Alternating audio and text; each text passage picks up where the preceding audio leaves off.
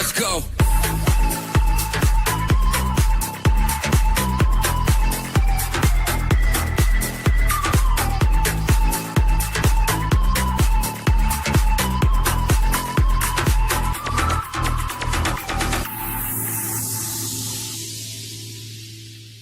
That's just the life of a football fan. And the life of a Villa fan in recent years, look, we've gone from, the heights of sort of like Martin O'Neill knocking on Europe, obviously then all of a sudden it's just terrible. Randy Lerner's era then just goes into a damp squib. We get relegated. We get back up to the Premier League. And then for a few years, it's like, oh my God, we're lucky to be back. And then we brush that off. It was time to put that to bed now. Been a Premier League team for a long time. Then we're in Europe. Then we're in proper Europe Champions League. And then out of nowhere, we're the shittest team in the world. Like, and to understand why it's staggering to everybody. But I've got some theories. So if you want me to keep going, I'll keep going. Okay, theory number one. Give us theory number one, and then we can talk it through. Okay, and this is probably the most controversial one, right? I've loved everything that Emery's done, and I'm not calling for his head. But has it come to a point where his intensity and those long meetings, is it just now not having the effect on the players? Has that almost reached the end of its kind of effectiveness, basically? A lot of people made those points yesterday, and a lot of people in the comments, after my rant on Saturday and then a bit sort of less intense yesterday, a lot of people sort of said that, these three, I think it's more surmising off the back of John McGinn and a couple of other players' comments saying, it is pretty intense. We do have these long meetings. And then as soon as you start losing games, you're going to look at things, and then maybe because these players have been there so long, is that message getting through? Are they getting a bit bored? Are new players coming in understanding what it's meant to be like? It could be. There could be an element of that. Unai Emery last season did say he gave the players some days off and some time away from him. But I don't know I can't really say it is that, because they just look such a mess. Like, the way that they're playing at the moment, there's clearly some sort of signs that they're trying to change some aspects of the way that they're playing. But for whatever reason, it's not transporting to the players. So you'd think that they'd need more time. You'd think that they'd need more video evidence and studying, because it doesn't look like they're watching anything at the moment. And the way that Unai was flapping his hands around and shouting and screaming for players to be in certain positions and to do certain things seems to me like just nobody really knows what they're doing. My theory number two, to back up the point about Unai's methods maybe not being as effective as they were, is have quite a few of our players maybe reach their peak. Was qualifying for the Champions League, was PSG victory on the night, albeit a loss, over the tie. Was that the best it's going to get for some of those players now? Is it now downhill for McGinn, for Mings, for Digne, for Watkins? I'm not saying it is, but have they all peaked at a certain point, and now maybe we've just seen the best of them? Even a Tielemans, all these players that are obviously been so good for a couple of years. Are they now not quite at that level at the same time as Unai's methods not being good enough? George, welcome to the show. Welcome to Kev's Theories. This is theory number two. What are your thoughts, mate? It's going to be a new podcast series, by the way, Kev's Theories. I'm going to start going on to conspiracy theories after this as well. Like, Unai's a reptile. Yeah. Yeah, evening, everyone. Yeah, it's hard to say. I mean, we come on yesterday, didn't we? And we had a little chat about this, and sometimes just a feel-good factor can go as quickly as it can come, can't it? 1 minute, everything's rosy in the garden. We're in the Champions League, we're beating Man City, we're beating Arsenal, we're flying high in the league, and then sometimes you have a couple of setbacks. You might have 2-3 setbacks all in succession. The rots seem to have set in, maybe the FA Cup semi-final. Fair play. We bounced back all right from that. But then, obviously, the Man United game is what I think it really is. That's just really, set everything in a downward trend. The whole summer was ruined, wasn't it? The players look like it just, I don't know, just Just Man felt United like come back to haunt you again, George. That they never stop. They've been ruining my life since I was a little nipper, and it still carries on now. But it can't all be doom and gloom. We get a bit carried away sometimes, don't we? You know, my mate actually gave me a bit of a reality check this morning, and he's listening, and he was like, "Lads, you know, like we're about 4 weeks into the season, like you two are talking like, you know, the manager's out, you're getting relegated." And I sort of looked at him and I thought, you know what, you are actually right. You know, He's we've had wrong. it all our own way for a while, haven't we? And now it's going the other way again. George is wrong. I'll tell you why he's wrong. Well, you know what? I actually thought that when I saw a couple of the clips clipped up. I remember thinking, Rich did one on one, or I can't remember where it was on TikTok or Insta. And I was like, come on, Rich, it's only 5 games in. But all jokes aside, we don't beat Sunderland on Sunday. I'm yeah, I'm telling you, right. This is the issue. There's no positive signs. I get that. There's like nothing. The cohesion with the coach and the players. I mean, Rodgers not taking a penalty, and apparently this never practiced. Nuno's got no idea. I've got no idea how good my post is at delivering post. I just no idea. Like, I'm sure you'd be top notch, Kev. Yeah. You know what I'm saying? Like, how does he? Attention to detail. That's why, George. But how does he not know how good Rodgers is? So that's just absolute bananas talk from Unai. The defense is not conceding loads of goals. That's probably the one thing that you can say. The midfield's doing nothing. The attacking players, I mean, honestly, us three as a front three would be more effective than anybody right now. Should have seen me last night, to be fair. I scored. Anyway, forget that, right? But, like, there's no... The positivity doesn't seem there. The team spirit doesn't seem there. We've played properly like average teams as well. I mean, could you have asked for more than Newcastle with the whole summer they've had of not being able to bring anybody in and the negativity they had with the whole Isak scenario, followed by Palace, where we really should have been up for that one. We owed them one after they ruined our chance of the first time of winning the FA Cup since 1957. Followed by Brentford and to Keith Andrews when they've lost all their good players, right? Followed by Everton. Everton always in the relegation zone. We ain't looked like beating any of them. So I am positive, and you know, let's not get carried away. But there's no good signs. There's nothing positive. Shall I go to theory number 3? Yeah. Some of the players think they're Elvis, and they're not. You know, and I think maybe the hype's gone to some of the players. I mean, Rodgers' performances in a shirt for Villa for the last 5 or 6 games, right?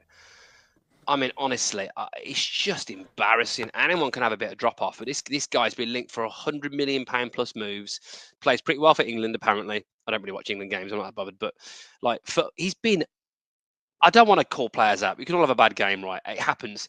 He's been abysmal. I mean, his touch, his energy levels, his goal contribution, like creating. I mean, it's just non-existent. Maybe it's not that. Maybe he's got something going on in his personal life. Maybe there's other things that we don't know about, right? And if that is the case, then I will stand corrected. But I think some of the players maybe starting to get a little bit ahead of themselves. You know, Watkins is unbelievable pre-season. He scored 5 in pre-season. It'd be amazing. He's getting no service, right? But is he working hard enough? Is he doing as much as he can be doing to create chances for himself? This is what we talked about yesterday, Rich, wasn't it? Mm-hmm. That he's trying to play. Emery seems to want Watkins as a penalty box striker. He's the one telling him to sit in the box and do nothing else. We've seen what Watkins was before, always drifting, grafting out on the wings. Emery doesn't want that, so I think Watkins is relying on getting some good service, which he's just not.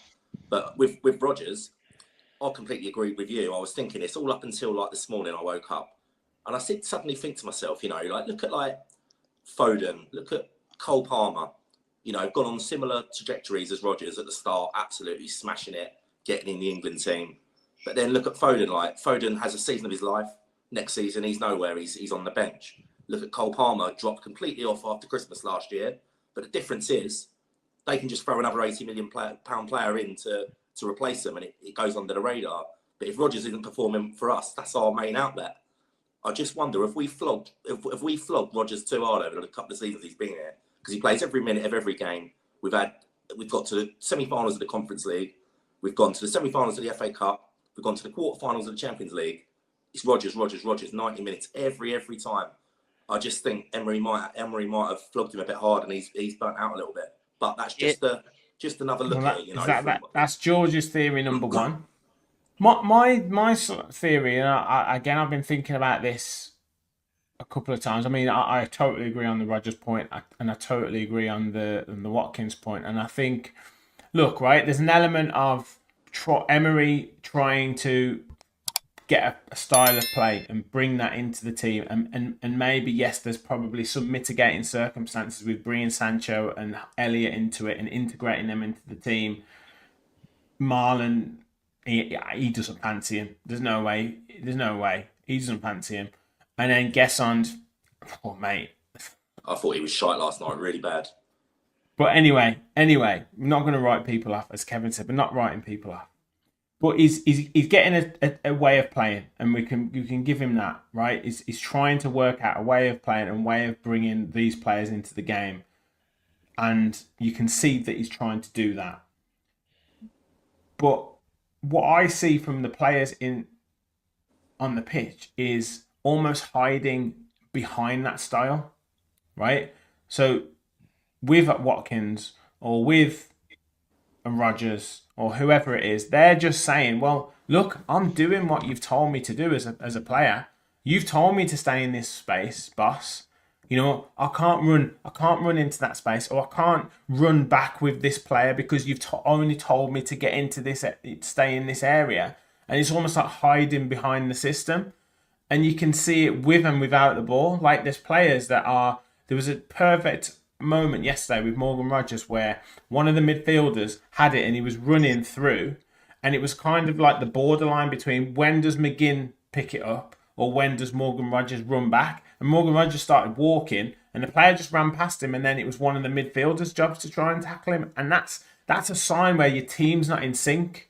Because you would do that job for your teammate. You would go back a bit further for your teammate. And it's the same with Watkins. Like if he's staying in those areas, yeah, fair enough, he might have been told by the manager. But there's times where you have to drop in. There's times where you have to come deep to get the ball and get involved in the game. There's times where you have to make a run, an unselfish run, so that someone can make the run behind you. None of that is happening right now. I haven't seen one midfielder make a run beyond Ollie Watkins.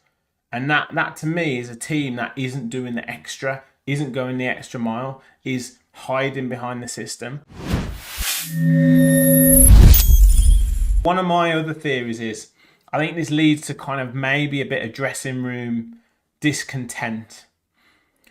When you've got the situation with Jacob Ramsey having to leave, you've maybe got Emi Martinez was going to go and then he didn't go. You've got players who have taken pay cuts to stay with the club.